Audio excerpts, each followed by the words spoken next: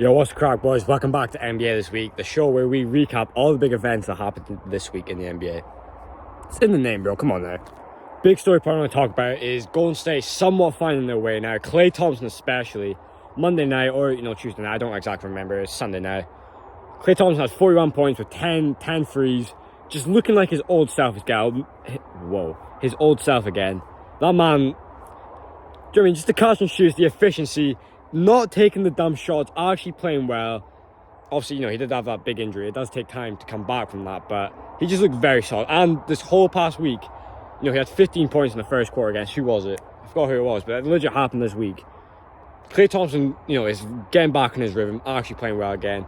Whole Warriors team is looking good again. Steph that game had 33 points and 15 assists. Steph Curry, man, playing like, this is probably his best season he's played, to be honest. It's crazy, man. Like, these players are like the top 10 ever. Like, KD, I think KD is older than Steph. I don't actually remember. Yeah, he must be. Like, these players are just in, like, this part of their age. Like, they're at this, like, age, and they're still playing elite. They're playing better than, like, 5th-year players, 10-year players. It's absolutely ridiculous, man. I'm loving to see it. Jordan Poole is now finding his rhythm as well. Still, he's still, coming off the bench. Doesn't really exactly fit with the second unit of all the young guys. He thrives with all the veterans. But before Klay started, coming back, it's like, should he start? It's tough, man. They have their first 6 players are just elite, man. Elite, starting lineup.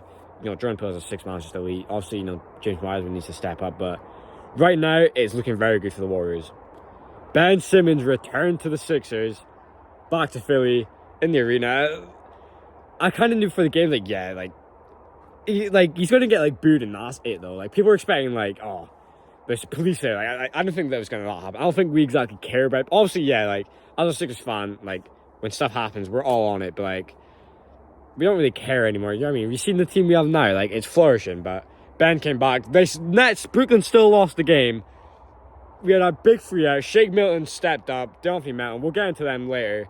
They've been stepping up, but Ben had a terrible fourth quarter. KD only took 14 shots. Crazy, man. Crazy how we actually even won that game. Obviously, Kyrie did have a good game.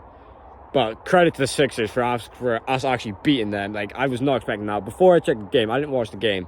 I checked. I was like, right. Okay, we lost. Who cares? Boom, we won. What? Crazy.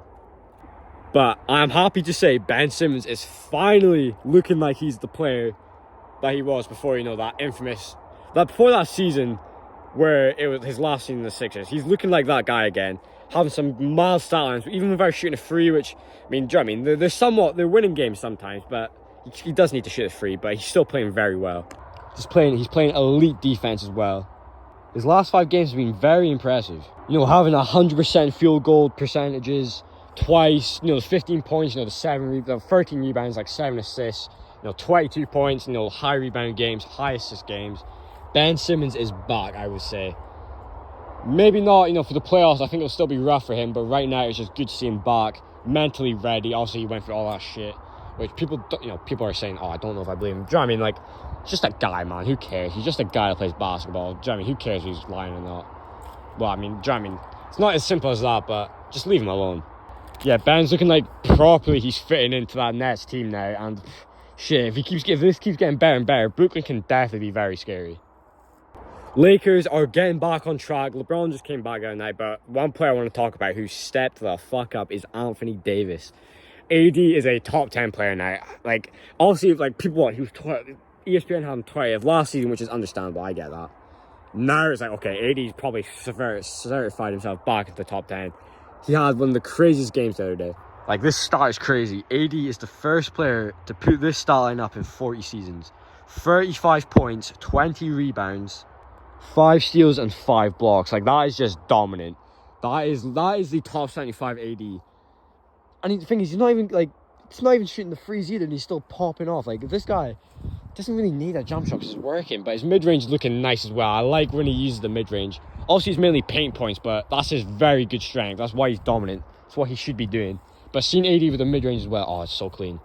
AD, hands down, is an all-star this season. Definitely playing all-NBA basketball, but LeBron obviously had that injury, came back.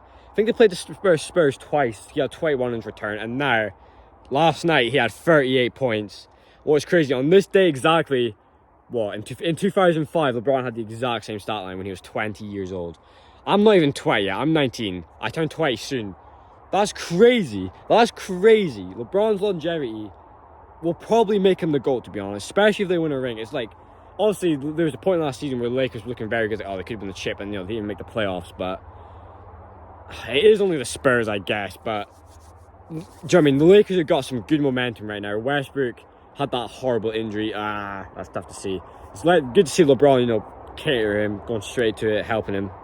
You know, if he didn't, people were making memes like, oh yeah, LeBron wants Westbrook off the team. I mean, just dumb shit like that. But Westbrook, you know, not exactly shooting the ball amazing, but his role off the bench is crazy. And Lakers starting 5 now. Shit, man, it's a good starting 5. Definitely trade Westbrook, though, you know, for Buddy Hield and Miles Turner. And then, wow, Lakers are contenders. That's literally as simple as it is. But I don't think they want to trade. I think they feel bad for him, honestly. But, I want to see LeBron win one more, man. LeBron wins a ring. I just made a video about this yesterday. Go check it out. But if LeBron wins a ring, I think he'll be certified the GOAT easily. 5 rings, longevity. But LeBron and AD, that duo that's a working duo still. If you're starting a fantasy draft and you need to win a chip, your best bet is to go with LeBron, AD, and, you know, good role players who can shoot. That's literally the formula you need, and you win.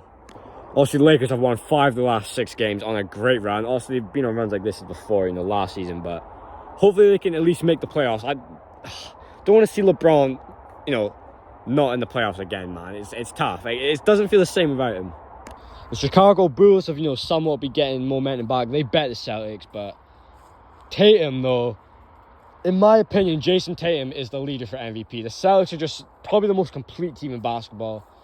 Him and Jaylen Brown have got to be the best duo. I'll say it now. It hurts because they both could have been on the Sixers, but shit, I'm not going to let that take away from me appreciating them. But I do wish for the success because, at the end of the day, I'm just a fucking sports fan. Do you know what I mean? It's not that deep.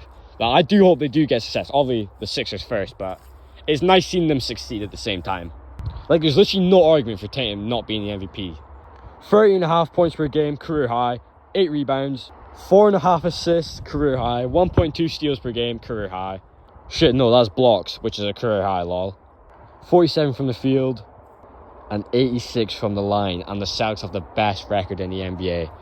Literally MVP numbers. Tatum's like the two-way player, like the best players in the league that are like the two-way players, dominant, big frame, they can hit the shot, they can do everything on the court. That's Tatum now. Tatum is the MVP. Obviously with, the Sixers missing out on Embiid, Harden and Maxey, someone's got to step up. And now, before I sort of doubted the team, but now it's like, okay, we got a good team. Shake Milton's been popping off, DeAndre Melton, Paul Reed, man. Paul Reed needs more minutes. Paul Reed, I think he's been averaging the most fouls, but his impact is so unique on the floor. He needs to be playing at least 15, at bare minimum 15 minutes a night. 100%. But Shake's been popping off. Like, him and DeAndre Melton been looking like the old Splash Bros. I'm not even joking. Shake scored 27, 16, 22, and 24. And with the 24-point game, he had 9 rebounds and 10 assists. And he's been efficient as fuck. His efficiency is crazy. Always been a big Shake Milton fan since he's been on the team. I remember him and Embiid, argued in the bubble. It was like looking ropes for him. But now, his development as a player is so good to see. He is him. Indiana Pacers, undoubtedly one of the most surprising teams this season. They're in a bit of a weird timeline because they are still in that rebuild phase, but they have so much. They have players on the team that can make them contend. Tyrese Halliburton, Benedict Mathurin, Buddy Hield, Miles Turner, all those players. They've got good rookies as well. But Tyrese Halliburton has had 65 assists in his past 5 or 8 games with 0 turnovers. That playmaking is elite. He's literally the next Chris Paul. I'll say hands down. He's a Chris Paul that's better at scoring. I'll say that. He's literally Chris Paul but better at scoring. People could call it a hot take. I don't care. This guy's gonna be a Hall of Famer. I'll say it now. I'm saying 18 years in advance. His playmaking is crazy. His shot making, the way he can just efficiently hit the free, his driving, his layups. This guy can be someone that can win you a championship, being their number 1 guy. Speaking of Benedict Mathurin, he's Powell's missed some time. He's definitely rookie of the year right now, but he is just past Reggie Miller for 8th all time for most 20-point games by a Pacers rookie, and we're in November. Like that, he's going to take that, right? It's probably Paul George that has a record, or someone I'm forgetting. But that's his record, man. Benedict Mathurin, what a player. Definitely 6th man of the year. I think he's got the most points off the bench, or it's by a rookie. That man is just crazy. He's got the confidence as well, man. That man lives in his truth. I love to see him play. Like, Pacers are, like, you cannot be missing Pacers games. Like, especially if they're playing someone good. It's just dumb. He's just playing elite right now. All-Star? I don't know. Probably not. But he will definitely have a few All-Star appearances in his career. The Hawks and Rockets played, and that was, like, interesting beef. Such an entertaining game to play. Trey and DeJounte combined for 83 points, and they still lost. Like, how? Like, how? They both played very solid. And, there was a bit of beef between, KPJ and, the Hawks team. DeJounte and Trey were just showboating the whole game, and then they lost. I love to see, the beef. Rockets are a shit team right now. They're kind of, built for the next 5 years to be actually, like, playoff contenders or, like, championship contenders. But, like, they're loving it, man. And then the Hawks, their time's kind of now. But you love to see, these little beefs between all these teams. It makes the league so much interesting. Jabari Smith Jr. has been popping off as well. He's finally finding his rhythm, having, the 20-point games, efficient scoring with, the high rebounds.